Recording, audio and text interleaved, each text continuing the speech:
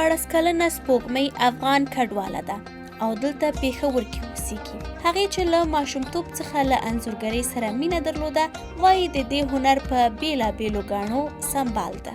और मैं अभी एक आर्टिस्ट जो है जूनियर आर्टिस्ट जो है د یوې ځوانې هنرمندې په توګه کار کوم.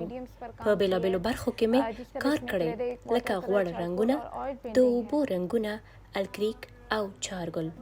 هغه وایي د انځورګرۍ ډېرې برخې یې افغان میرمنو ته ځانګړي کړي دي. क्योंकि आजकल हमने देखा है कि अफगानिस्तान में औरतों के ऊपर पाबंदी है.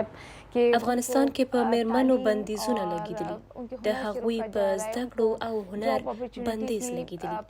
هلته ښځو لپاره هیڅ ډول اسانتیاوې نشته. هغوی د ژوند خفګان ښکار شوي دي.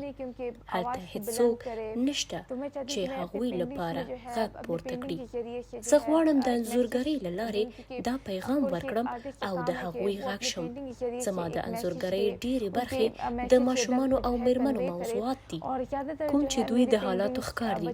سپوږمۍ چې په مهاجرت کې زیږېدلې وایي دلته په پاکستان کې خپل هنر ته یې خلک رامات کړي او په بېلابېلو نندارتونونو کې یې ګډون کړی.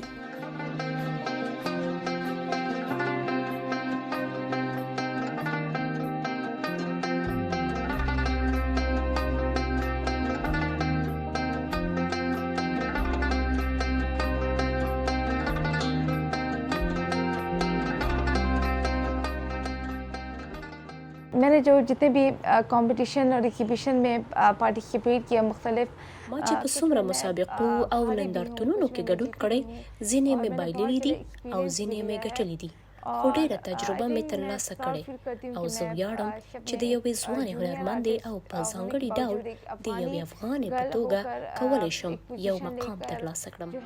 سپوږمۍ هیله لري یوه ورځ خپل وطن افغانستان کې خپل هنر نندارې ته وړاندې کړي. मेरा ताल्लुक अफगानिस्तान से है तो दोनों मेरे मुल्क है, लेकिन मेरा एक सपना है कि मैं زما دا خوب دی چې یوه ورځ افغانستان ته لاړه شم او خپل هنر نندارې ته وړاندې کړم. د هغه ځای له هنرمندانو سره وګورم او وکولی شم هلته د هنر زده کړې ترلاسه کړم او هلته د استازې په توګه خپل هنر نورو ته ورسوم. په افغانستان کې د طالبانو له واکمنېدو را په دې خوا په هنر او د جنکیو په زده کړو بندیز لګېدلی دی او د شاوخوا 2 کلونو په تېرېدو دا بندیزونه په خپل ځای دي. د سپوږمۍ په شان په سلګونه افغان نجونې د دې بندیزونو له امله د کډوالۍ ژوند تېروي.